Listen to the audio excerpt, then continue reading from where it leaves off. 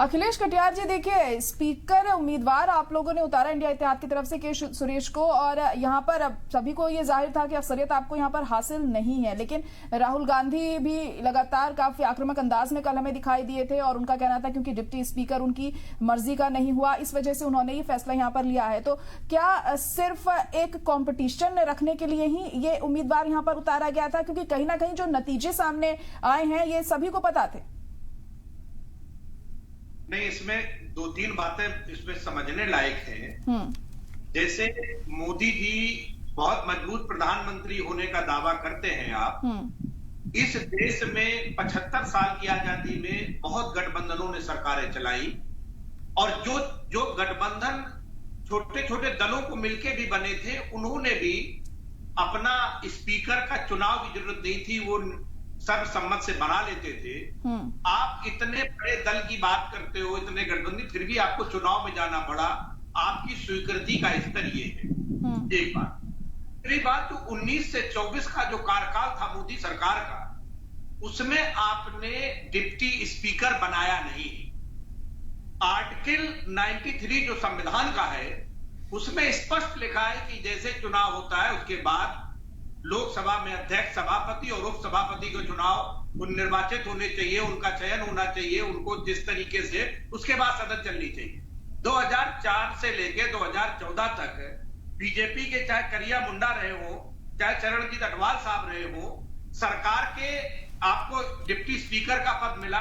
मेरे नेता माननीय अखिलेश यादव जी यही कहते रहे लगातार कि भाई स्पीकर ठीक है, आप सरकार है आपकी, उस अलग बात है, लेकिन डिप्टी स्पीकर अपोजिशन का होना चाहिए।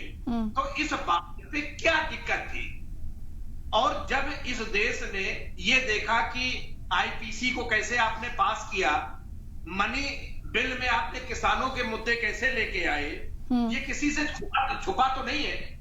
तो जो अपोजिशन की बात थी, हम लोग तो डेमोक्रेसी को, हमारे नेता सदन में जब गए तो संविधान साथ में लेके गए, क्योंकि वो कह रहे थे कि संविधान के आर्टिकल 93 को आपने पीछे 5 साल वायलेट किया है, आपने डिप्टी स्पीकर नहीं बनाया।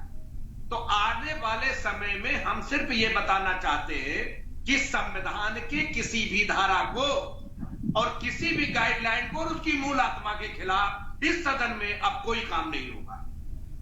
जी जी, चलिए ठीक है। और अखिलेश कटियार जी, देखिए पहले दिन से हम देख रहे हैं, जब से 18वें लोकसभा का सेशन शुरू हुआ है, आप लोग काफी आक्रामक अंदाज में हैं। पहले दिन नारेबाजी भी की गई पार्लियामेंट के बाहर, और उसके बाद स्पीकर के चुनाव को लेकर भी जिस तरीके से सियासत हम देख ही रहे थे कल से। हालांकि अब जो नतीजे सामने आए जाहिर है, तो क्या लग रहा है कि इस पूरे सेशन में यही रुख देखने को मिलेगा क्या विपक्ष का? नहीं, ऐसा नहीं है। आक्रामक का शब्द ठीक नहीं है। हमने जो लोग, जैसे अभी बीजेपी के प्रवक्ता महोदय बोल रहे थे कि विपक्ष को ये करना चाहिए, विपक्ष को ये करना चाहिए, इनका घमंड बोलना है।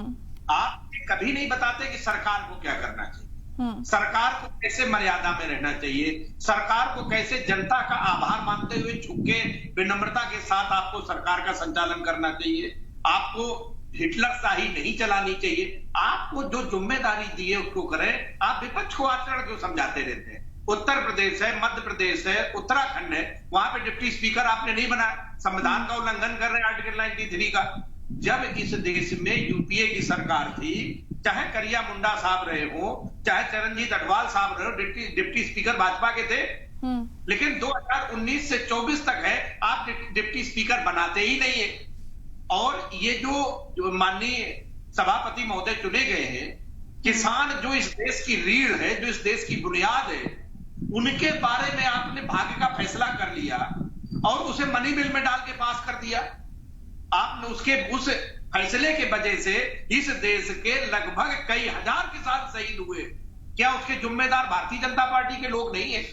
तो आप तानाशाही से सरकार नहीं चलेगी। मेरे नेता माननीय अखिलेश यादव जी ने स्पष्ट कहा है कि सरकार तो संविधान के अनुरूप चलेगी। जिसकी जितनी संख्या भारी, उसको उतनी हिस्सेदारी मिलनी पड़ेगी। आप जो बेमतलब में यहाँ पे आरक्षण खत्म कर दिया आपने, और लेटरल एंट्री के थ्रू दलित पिछड़ों का अधिकार मारे जा रहे हैं, ये नहीं होगा। अब उस पे आपको कानून बनाना पड़ेगा, उनकी हिस्सेदारी पे बात करनी पड़ेगी। ये आक्रामकता नहीं है। जो उस देश की जनता ने माननीय अखिलेश यादव जी के नेतृत्व में, जो तीसरी सबसे बड़ी पार्टी जो बनाने का जुम्मा जो हमें दिया है, जो सम्मान हमें दिया है, जो जिम्मेदारी मेरे नेता के कंधों पे है, उस जिम्मेदारी को हम निर्वाह करना चाहते हैं। हम जनता को जवाब दे, हम समाजवादी लोग हैं। हम चाहते हैं कि नीतियों पे सरकार चले, सिद्धांत की बात हो। आप अपने मर्जी से सरकार ना चलाए और 5 साल डिप्टी स्पीकर का पद खाली रहा, ये तानाशाही है, ये संविधान विरोधी है, ये आर्टिकल 93 का ये उल्लंघन है, जिसे भारतीय जनता पार्टी को मानना चाहिए। जी जी।